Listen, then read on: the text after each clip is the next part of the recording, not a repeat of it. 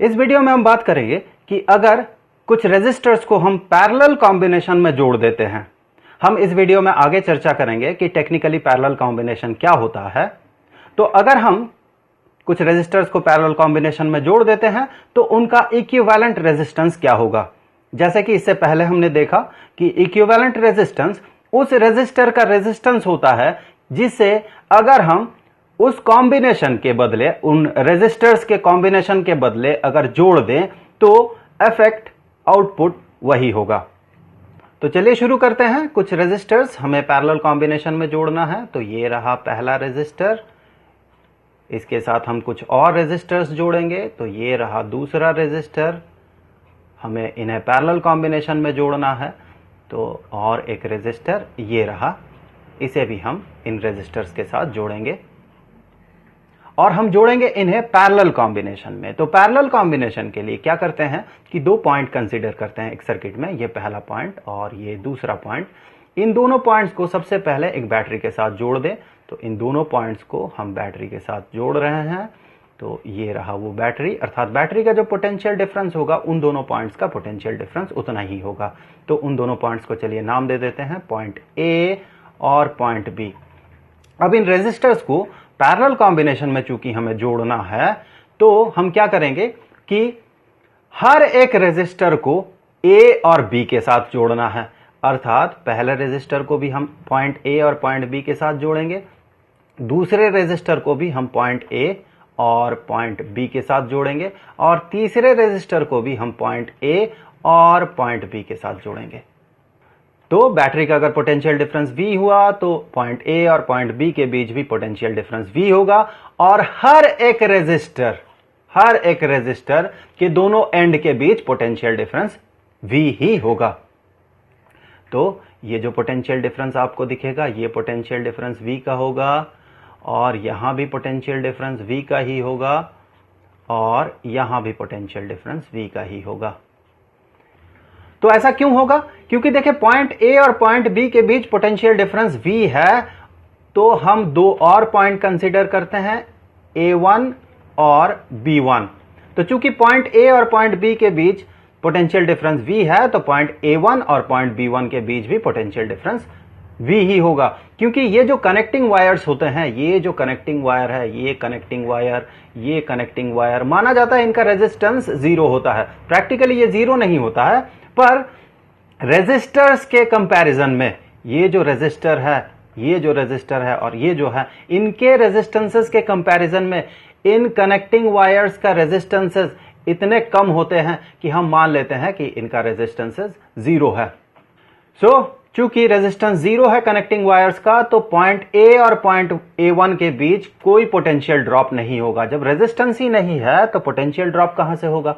क्योंकि हमें पता है कि V जो कि पोटेंशियल ड्रॉप को दर्शाएगा पॉइंट A और पॉइंट A1 के बीच में, ये होगा करंट, जितना करंट पास होगा इस कनेक्टिंग वायर से into the resistance of the connecting wire. तो उसका रेजिस्टेंस अगर R डैश्ड हुआ और साथ ही साथ ये R डैश्ड अगर 0 के बराबर हुआ तो I कुछ भी हो, कितना भी करंट फ्लो करे, ये दोनों पॉइंट्स के बीच पोटेंशियल डिफरेंस ये 0 ही होगा। अब इन रेजिस्टर्स को रेजिस्टेंस असाइन कर देते हैं, अर्थात इनका जो रेजिस्टेंस है उन्हें लिख लेते हैं। फॉर एग्जांपल ये जो पहला रेजिस्टर है इसका रेजिस्टेंस R1, ये जो दूसरा रेजिस्टर है इसका रेजिस्टेंस R2 और ये जो तीसरा रेजिस्टर है इसका रेजिस्टेंस R3। अब देखिए इनका इक्विवेलेंट रेजिस्टेंस, अर्थात एक ऐसा रेजिस्टर जिसे अगर इसी सर्किट में जोड़ दे, अर्थात इसी बैटरी के साथ जोड़ दे तो इफेक्ट सेम होगा। तो उसके लिए उसे ड्रॉ कर लेते हैं। तो ये रहा वो रेजिस्टर जिसका रेजिस्टेंस इस कॉम्बिनेशन के इक्विवेलेंट रेजिस्टेंस के बराबर है। तो इसे जोड़ दिया गया उसी बैटरी के साथ। तो जो बैटरी जिसका पोटेंशियल डिफरेंस V ही है उसके साथ हमने इसे जोड़ दिया। तो इसका इफेक्ट बिल्कुल उस कॉम्बिनेशन के इफेक्ट के बराबर ही होगा। अर्थात इस सर्किट में जितना करंट फ्लो करेगा, अर्थात बैटरी से जितना करंट निकलेगा, इस पहले सर्किट में भी बैटरी से उतना ही करंट निकलेगा। इसका पोटेंशियल डिफरेंस भी V, हमने ये जो इक्विवेलेंट रेजिस्टेंस है इसे R मान लिया। तो इक्विवेलेंट रेजिस्टेंस चूंकि ये है तो दोनों सर्किट में सेम करंट फ्लो करेगा। तो हमने माना पहला सर्किट से जो करंट फ्लो कर रहा है वो है I अर्थात बैटरी से जो करंट निकल रहा है और बैटरी में जो करंट एंटर कर रहा है वो है I, तो इस दूसरे सर्किट में भी वही करंट फ्लो करेगा। यहां पर देखें करंट, पहले फिगर में देखें करंट पॉइंट A में पहुंचने के बाद ये 3 पार्ट में टूट रहा, ये पहला पार्ट, ये दूसरा और ये तीसरा। तो इन तीनों पाथ से जो करंट फ्लो करेगा इनके जोड़ ये I के बराबर होगा, क्योंकि देखें I ही जाके पॉइंट A में ये स्प्लिट कर रहा है। तो हमने माना पहले पाथ से करंट फ्लो कर रहा I1, दूसरे पाथ से करंट फ्लो कर रहा I2 और तीसरे पाथ से करंट फ्लो कर रहा I3। सो हम कह सकते हैं कि ये I ये बराबर है I1 plus I2 plus I3 के। अब इससे आगे देखें, ओहम्स लॉ से हमें पता है कि V is equal to IR, अर्थात एक रेजिस्टर के दोनों एंड का पोटेंशियल डिफरेंस ये बराबर होगा उससे पास हुए करंट तथा उसका रेजिस्टेंस जो है उसके प्रोडक्ट के। इससे आगे हम कह सकते हैं कि करंट एक रेजिस्टर से जो पास होगा वो बराबर होगा V डिवाइडेड बाय R के, अर्थात पोटेंशियल डिफरेंस दोनों एंड का डिवाइडेड बाय उस रेजिस्टर का रेजिस्टेंस। तो इसी फॉर्मूले से हम कह सकते हैं कि ये जो I है ये I ये बराबर होगा, दूसरे सर्किट में देखें ये जो रेजिस्टर है जिसका रेजिस्टेंस R है इससे जो करंट फ्लो कर रहा है ये करंट है I। तो हम कह सकते हैं कि I is equal to V जो कि पोटेंशियल डिफरेंस है इस रेजिस्टर के दोनों एंड का डिवाइडेड बाय R अर्थात उसका resistance. So I is equal to V divided by R। उसी लॉजिक से देखें I1 ये होगा, क्योंकि R1 रेजिस्टर से करंट पास कर रहा I1 और उस रेजिस्टर के दोनों एंड में जो पोटेंशियल डिफरेंस है वो पोटेंशियल डिफरेंस है V, तो हम कहेंगे ये बराबर होगा V डिवाइडेड बाय R1 के।